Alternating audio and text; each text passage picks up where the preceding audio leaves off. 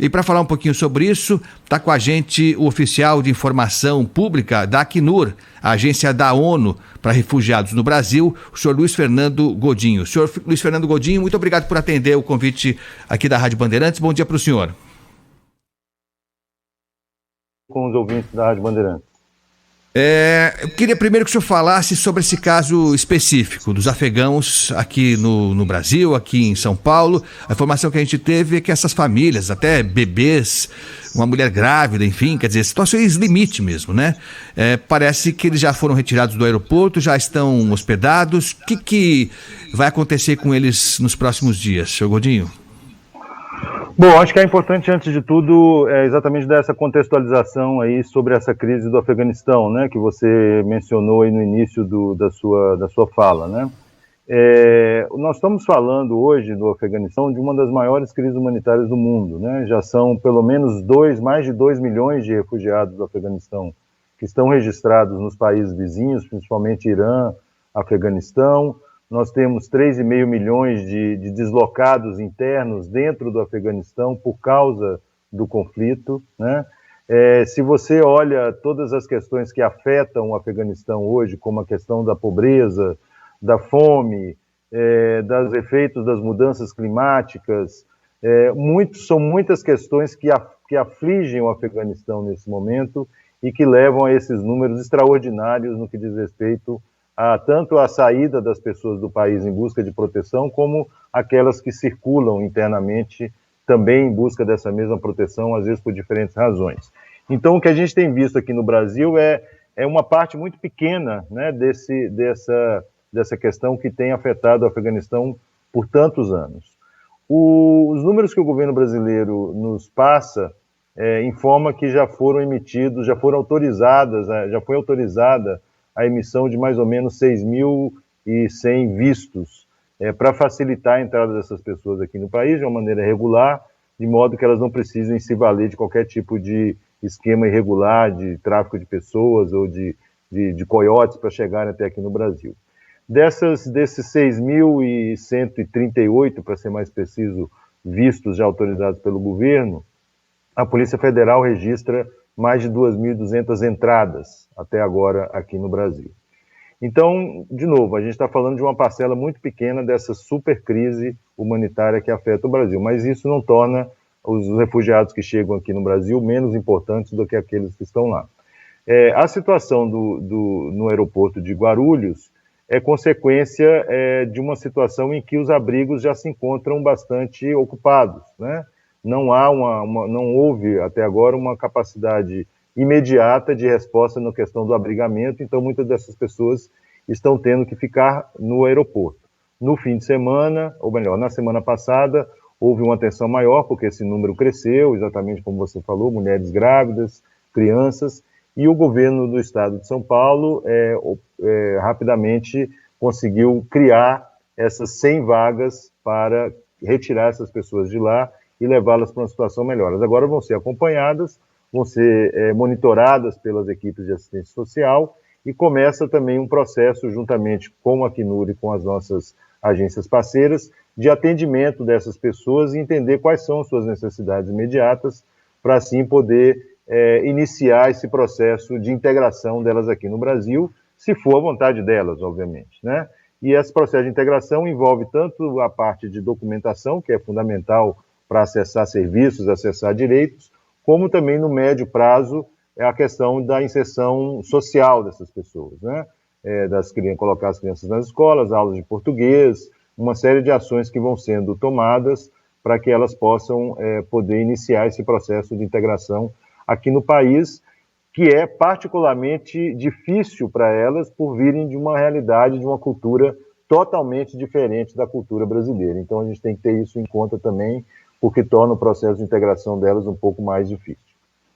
Eu vou querer saber mais de como funciona esse passo seguinte, que é tão essencial e difícil, né, no caso dos afegãos em particular, mas vou querer saber já sobre isso. Mas antes eu queria saber, se eu entendi bem, ainda teríamos mais 4.000 vistos, mais ou menos, para serem entregues. Quer dizer, a gente pode ainda receber mais 4 mil afegãos, levando em conta esse número de 6.138 vistos, é isso? Sim, em tese sim, né? Os vistos são autorizados pelo governo brasileiro, como diz, já está na casa aí dos 6 mil, e a Polícia Federal registra 2.200 entradas. Então, em tese, existem mais 4 mil pessoas que podem obter o visto, né, uma vez que ele seja autorizado, e, obviamente, se tiverem recursos para comprar uma passagem aérea para chegar até o Brasil. Esses voos estão saindo basicamente do Irã e do Paquistão, onde o Brasil tem representação diplomática e que tem sido instruído para emitir esses vistos, né? A importância do visto é exatamente de permitir essas pessoas que entrem de maneira regular no país, ou seja, elas não precisam se valer de qualquer esquema, de qualquer tipo de esquema irregular, tráfico de pessoas, coiotes, essas coisas, para poder chegar até o Brasil. Agora, uma vez que elas chegam aqui, elas podem solicitar o reconhecimento da condição de refugiado ou apresentar um pedido de residência temporária por razões humanitárias.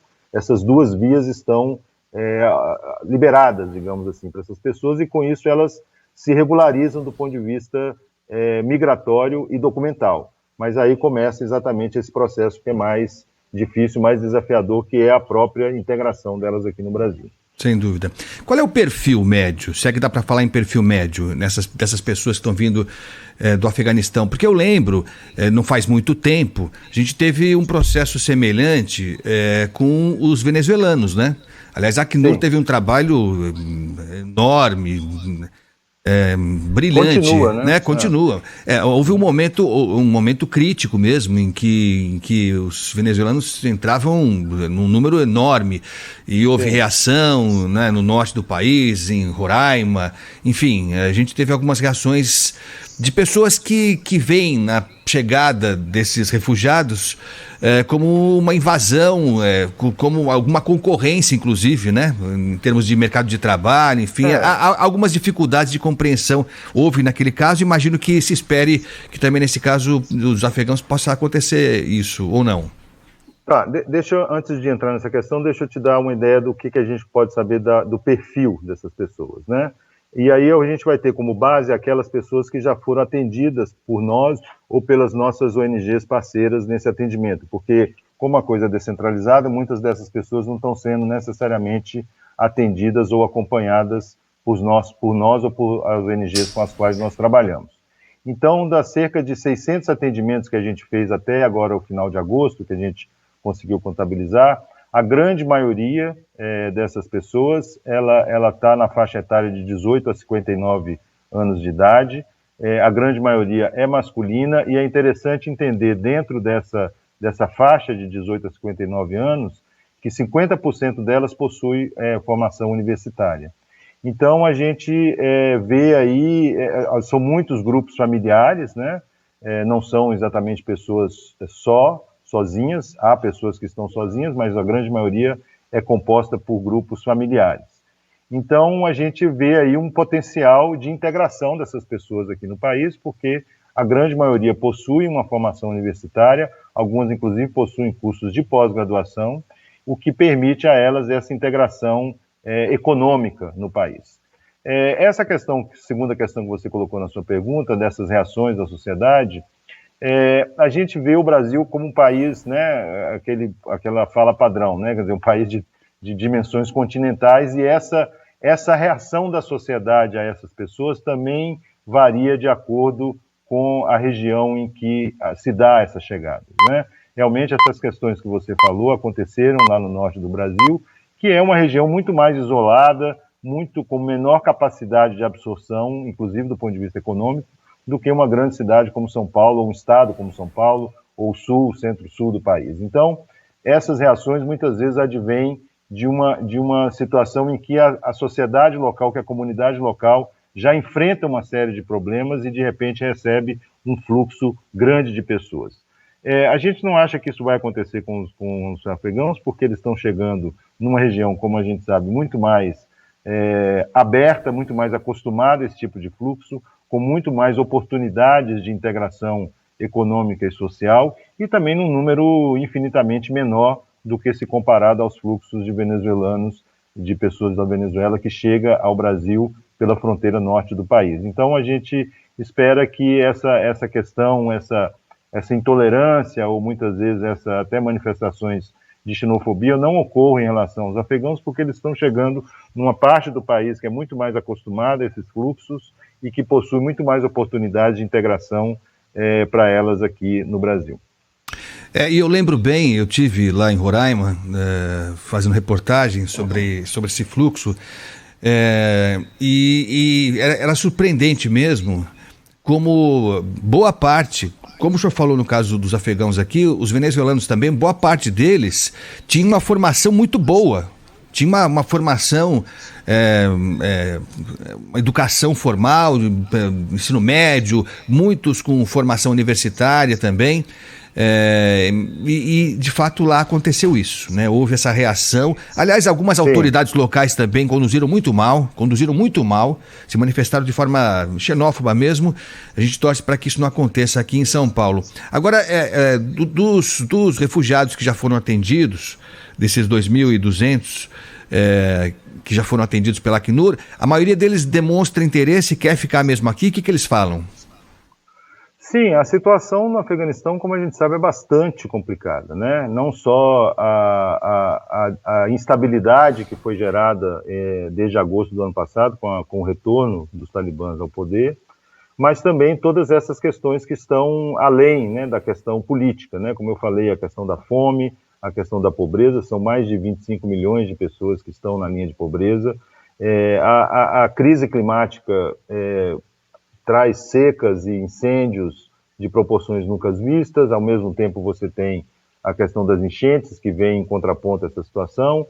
Infelizmente, em junho desse ano, houve um novo grande terremoto no Afeganistão, isso desloca mais pessoas, dificulta mais ainda a situação humanitária delas. Então, a gente vê essas pessoas sem nenhuma perspectiva de retorno, né, para o Afeganistão.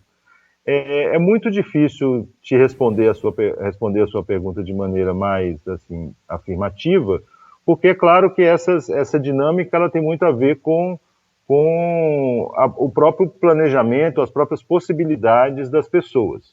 O que hoje a gente tem visto com base nesses encaminhamentos que estão sendo feitos é que elas estão buscando, sim, oportunidades de emprego e geração de renda, procuram assistência jurídica nossa e dos parceiros para poder regularizar a sua situação documental, né? Elas estão procurando também, as famílias estão procurando cursos de capacitação e também de colocar suas crianças na escola, inclusive de acompanhamento dessas crianças nas escolas.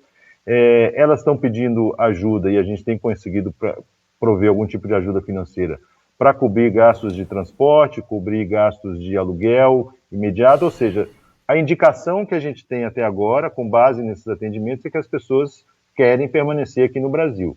Mas, de novo, isso tem a ver com o que elas terão, as possibilidades que elas terão no médio e curto prazo, e no caso particular dos afegãos, a gente tem que lembrar desse choque cultural, né, que é muito grande, e isso é um fator que influencia demais no processo de integração de uma pessoa refugiada num país que acolhe essa pessoa, né?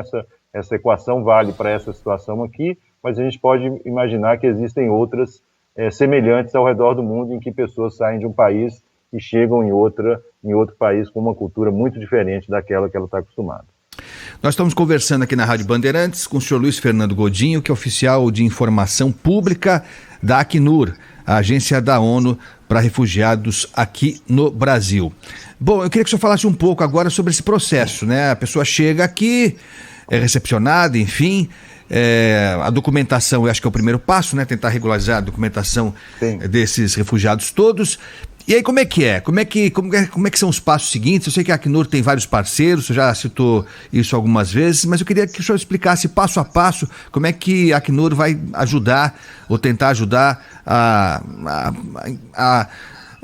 tornar essa chegada desses refugiados menos dramática do que ela normalmente é.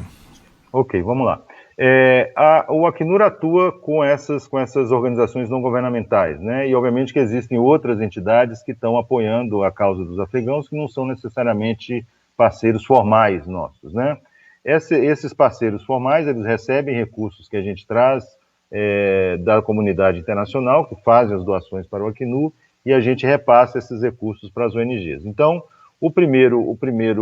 Muitas vezes, nesse caso aqui, a emergência maior é exatamente essa ação de abrigamento, né? As pessoas chegam sem condição, precisam ser abrigadas, passam a ser acompanhadas pelos assistentes sociais e começa esse processo de regularização documental e também de assistência psicossocial para entender as necessidades dessas pessoas, as suas necessidades humanitárias, suas necessidades muitas vezes de saúde mental, algum tipo de atendimento mais emergencial que precisa ser dado a essas pessoas. Passada essa fase, o processo segue exatamente o objetivo de inserir essas pessoas nos programas, nas políticas públicas que já existem para os cidadãos brasileiros, obviamente desde que elas estejam dentro dos critérios desses diferentes programas, né? Então, uma vez que as pessoas estejam documentadas, os assistentes sociais vão começar a fazer essa inserção das pessoas nos programas e nas políticas públicas existentes. Por exemplo, as crianças que precisam se matricular em escolas, os assistentes sociais vão buscar a matrícula dessas crianças. Se aquela família se encaixa em algum tipo de programa de distribuição de renda, como, por exemplo, o Auxílio Brasil, essas famílias também vão ser inscritas no Cadastro Único para poder receber essa assistência. Aquelas pessoas que precisam de cursos de português, e no caso da população afegã, é quase que a totalidade delas, eu poderia dizer a totalidade delas, vão ser oferecidos cursos de português para que elas possam também ter um pouco mais de autonomia nessa busca da inserção. Então, é um processo que vai acontecendo passo a passo com o acompanhamento dessas pessoas. Existem vários programas que atendem não apenas aos refugiados afegãos, mas com os quais a gente trabalha constantemente atendendo toda a população refugiada no Brasil. Por exemplo, a questão de validação de diplomas, né? Nós temos ONGs que são especializadas em fazer a validação de diplomas universitários aqui no Brasil, o que pode, em tese, ajudar essas pessoas a conseguir um emprego dentro da sua área de especialidade. Existem programas que a gente faz com as empresas, com o setor privado, exatamente para sensibilizar o setor privado sobre a necessidade ou a importância de abrir as portas do mercado de trabalho para essas pessoas, porque elas trazem as suas capacidades, elas contribuem para uma maior diversidade dentro do ambiente das empresas, e isso também tem sido bastante proveitoso. A gente tem outras ONGs que estão mais voltadas com um olhar mais voltado para o acompanhamento das crianças. Então, aí existe, digamos assim, um pacote amplo, mas que essas medidas vão sendo tomadas à medida em que se vai observando quais são as necessidades dessas pessoas. Em linhas gerais, o objetivo aqui no Brasil, não só com os refugiados afegãos, mas também com de outras nacionalidades, é proporcionar os meios para que essas pessoas possam se integrar aqui e reconstruir a vida delas no Brasil. Né? O Brasil não é um país, como assim, de trânsito, né? A gente, por um lado, tem a sorte de não estar, não tem nenhuma guerra, não tem nenhum conflito armado aberto acontecendo no Brasil, ou seja, a questão da segurança ela é muito maior, muito melhor do que em outras partes do mundo, apesar dos problemas que a gente tem de insegurança.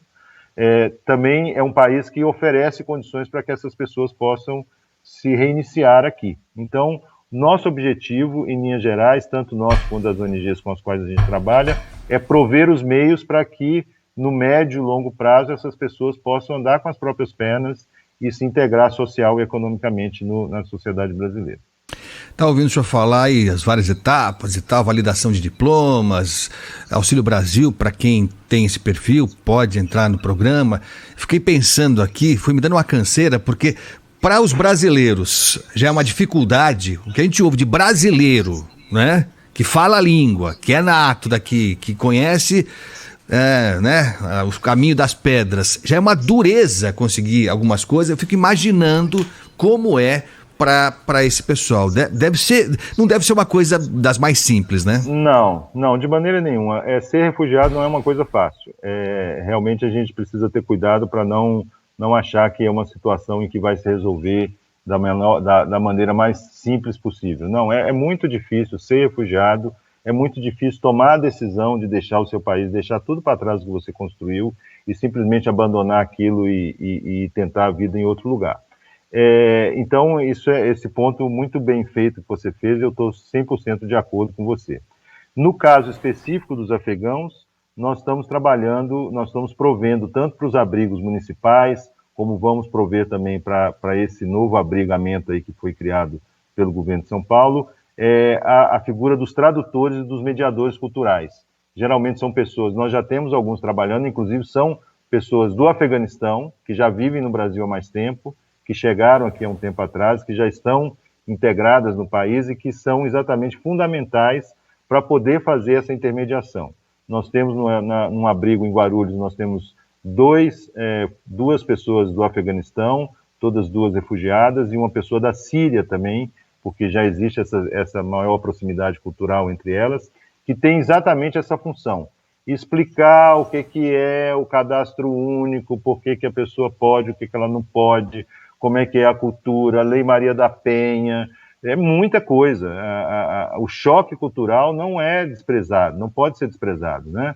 E isso é fundamental para uma família que chega e não conhece a comida que está na prateleira do supermercado, entendeu? Vai disso até questões mais complexas, como essa de entrar num programa, por exemplo, de distribuição, de geração de renda do governo federal. Então, todas essas ações são levadas em conta, e a gente tem, por exemplo, uma das nossas linhas de ação é exatamente essa, de contratar pessoas que podem fazer essa mediação cultural, acompanhar essas pessoas ali de mãozinha dada para poder fazer essa inserção delas dentro das políticas públicas existentes. Não é fácil, Agostinho, de maneira nenhuma não é fácil, e eu agradeço muito por você fazer essa ressalva, porque a gente precisa reconhecer a dificuldade dessas pessoas. E aí entra muito o nosso papel como cidadãos, né, como indivíduos aqui numa sociedade, e em que a gente, sempre que tiver essa oportunidade, a gente deve sim apoiar, compreender, né, se colocar na situação dessas pessoas que foram forçadas a deixar o seu país e que precisam ter uma oportunidade para recomeçar. Isso sim vem do acesso a essas políticas, dos apoios que são dados, de recursos financeiros que são fornecidos a essas pessoas, mas vem também desse acolhimento da sociedade como um todo. E o nosso papel como indivíduos, né, como cidadãos, é muito importante nessa questão. Estava procurando aqui, porque a memória está cada vez pior. Eu queria lembrar o nome do padre da Missão Paz. Padre Paolo. Paolo Parisi. Eu achei aqui. Exatamente. Gente boníssima. Uma grande figura. Grande figura. Grande figura. Como outras ele, tantas. Existem muitas pessoas como ele, assim. Fico até ruim de mencionar para não deixar ninguém de fora, mas assim como o Padre Paolo, existem muitas pessoas que estão genuinamente envolvidas com essa questão e que têm isso quase como uma missão de vida. E o Padre Paolo é um excelente exemplo, porque ele cuida não apenas desse acolhimento emergencial, né, por meio da Missão Paz, que é uma parceira nossa e que recebe recursos do Acnur. Ele não apenas olha para esse acolhimento, mas olha também para o pós-acolhimento, né, que é exatamente o momento em que a pessoa precisa deixar o abrigo, precisa deixar onde ela está e começar a andar com as próprias pernas. Então, o trabalho da Missão Paz é exemplar, assim como de outras ONGs que trabalham conosco nessa linha. Eu convido, aconselho, né, quem puder visitar. Eu tive a oportunidade, fui trabalhando lá, fui fazer uma reportagem lá, mas olha, você sai diferente de lá, viu? Porque há essa ideia mesmo, né, de uma parte da sociedade, espero que seja uma pequena parte, não sei dizer, mas de pessoas que acham que veem esses refugiados como concorrentes, como adversários, como gente que está invadindo a nossa área aqui, nosso país, para tirar um naco do que é nosso. E aí quando você vai... Diga. Não, até esse raciocínio ele não se sustenta, inclusive numericamente, né? A gente está falando de afegãos. 2.200 pessoas não vai afetar a realidade do Brasil, né?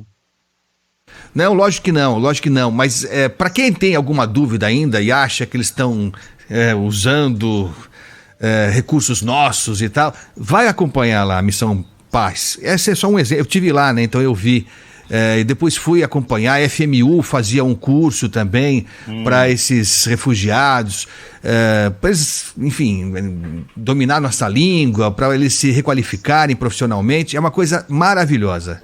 É impressionante. Sim, como a gente tem gente... O Sistema S em São Paulo é também um parceiro fortíssimo nosso nessa linha. O SESC aí do Carmo, se eu não me engano, no centro de São Paulo, oferece cursos gratuitos de português para as pessoas que são encaminhadas pelas nossas ONGs.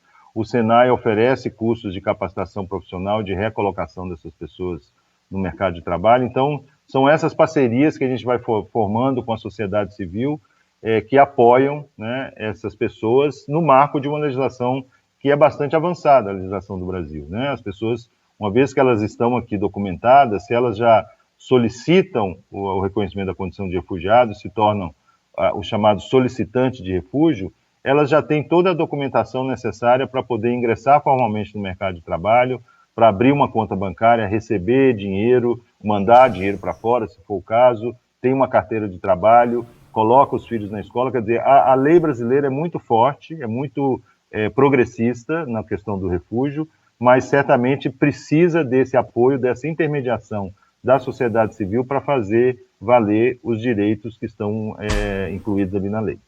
Tá certo. Olha, eu sei que o senhor tem uma agenda corrida e eu não vou tomar mais o seu tempo. Não, que isso. Não, é verdade.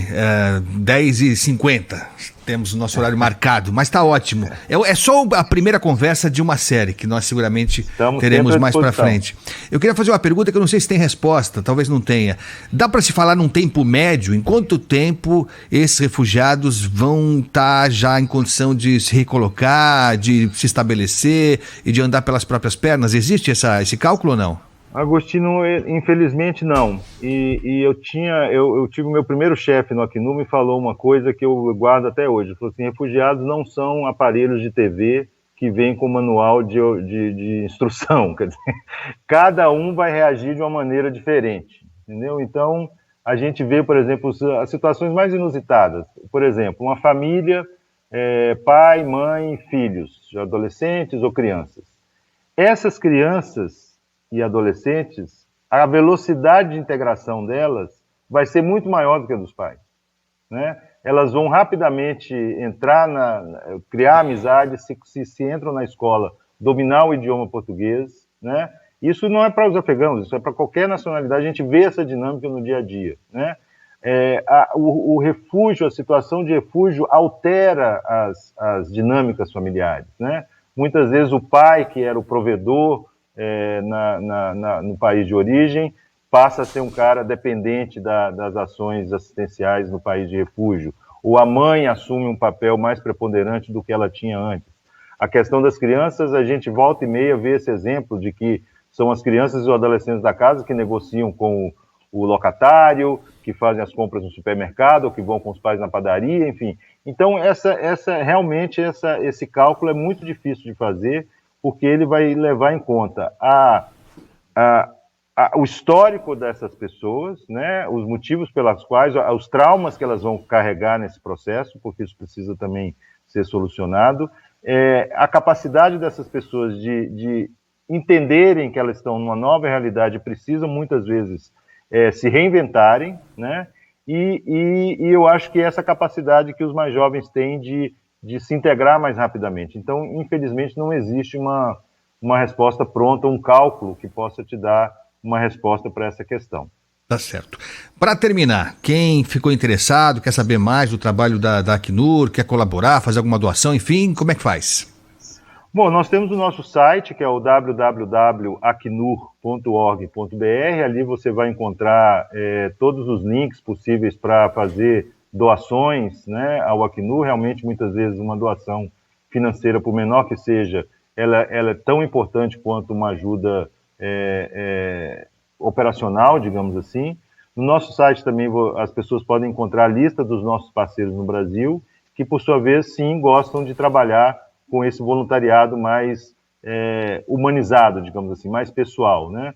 Porque aí isso a gente pode discutir numa outra conversa, que o voluntariado às vezes precisa ter um preparo profissional, mas muitas pessoas querem dedicar apenas algumas horas do seu dia, do seu fim de semana, para fazer algum apoio. Elas podem buscar as ONGs com as quais a gente trabalha, porque elas aceitam esse tipo de apoio. No caso do Acnur, a gente sempre faz um apelo por doações financeiras, porque é a maneira melhor e mais rápida de fazer com que o seu apoio possa chegar até as pessoas na ponta, né? Isso vale não só para as nossas respostas aqui no Brasil, como também para situações de outras crises humanitárias.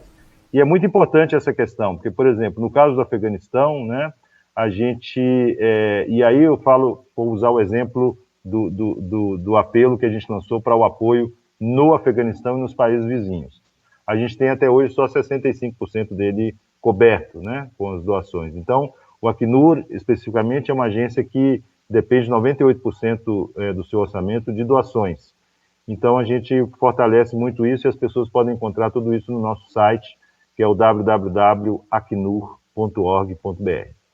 Perfeito. Luiz Fernando Godinho, oficial de informação pública da Acnur, Agência da ONU para Refugiados aqui no Brasil. Foi um prazer falar com o senhor.